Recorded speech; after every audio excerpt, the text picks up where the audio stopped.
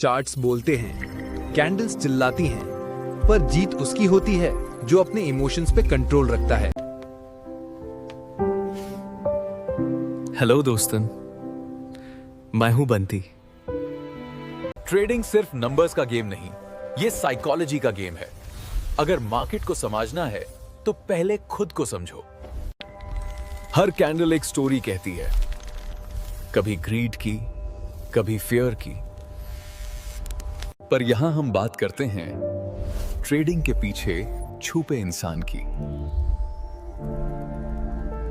Market के हर chart के पीछे एक कहानी छुपी होती है, इमोशंस की, डिसीजंस की और होप की।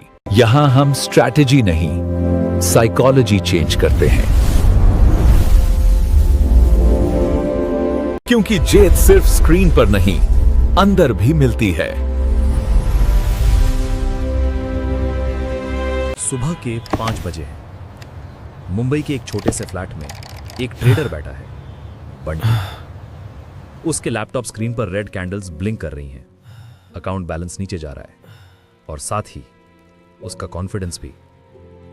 बंटी के लिए मार्केट सिर्फ पैसा नहीं था, वो उसका सपना था। लेकिन आज वो सपना टूट रहा था। हर बार जैसे ही वो एक नई स्ट्रैटेजी बनाता, मार्केट कुछ और ही कर जाता। हर बार जब वो प्रॉफिट के करीब होता, एक नया लॉस उसे पीछे खींच लेता। उसके चेहरे पर एक सवाल था, क्या मैं कभी जीत पाऊंगा? कुछ महीने पहले इसी कमरे में इसी सुबह के वक्त उसके स्क्रीन पर एक ग्रीन कैंडल बनी थी और उस ग्रीन कैंडल के साथ उसके चेहरे पर एक छोटी सी मुस्कान। उस दिन उसने खुद से कहा था, बस यही मेरी दुनिया है, चार्ट्स और मैं। उसने ट्रेडिंग में अपनी जिंदगी डाल दी, बुक्स, कोर्सेज, प्रैक्टिस, सब कुछ। वो कहता था, मैं लॉस से नहीं डरता, मैं स्टॉप लॉस का इज्जत करता हूं। लेकिन मार्केट हर ट्रेडर की एक दिन टेस्ट जरूर लेता है। फिर एक दिन गोल्ड के चार्ट में एक ब्रेकआउट पैटर्न बना। बंटी ने सोचा, यह जैकपॉट है। उसने पूरा कैपिटल डाल दिया। 1 सेकंड, 2 सेकंड और बस रेड कैंडल। चार्ट नीचे गिरा और साथ में बंटी का दिल भी। प्रॉफिट लॉस बन गया, होप स्ट्रेस बन गई और एक कॉन्फिडेंट ट्रेडर सिर्फ खामोशी में रह गया। रात के 2 बजे लैपटॉप स्क्रीन पर लिखा था, मार्जिन कॉल ट्रिगर्ड। बंटी ने सिस्टम बंद किया, कुर्सी पीछे गिर गई और वो जमीन पर बैठ गया। उसने धीरे से कहा, शायद ट्रेडिंग मेरे लिए नहीं बनी। अगली सुबह सनलाइट उसके कमरे में घुस रही थी। बंटी ने लैपटॉप खोला। इनबॉक्स में एक मेल था, you don't fail until you stop showing up. उसने वो लाइन 2 बार पढ़ी, फिर 3 बार पढ़ी और चुपके से मुस्कुराया। शायद यही थी वो पहली ग्रीन कैंडल उसके अंदर। अगले कुछ हफ्तों में बंटी बदलने लगा।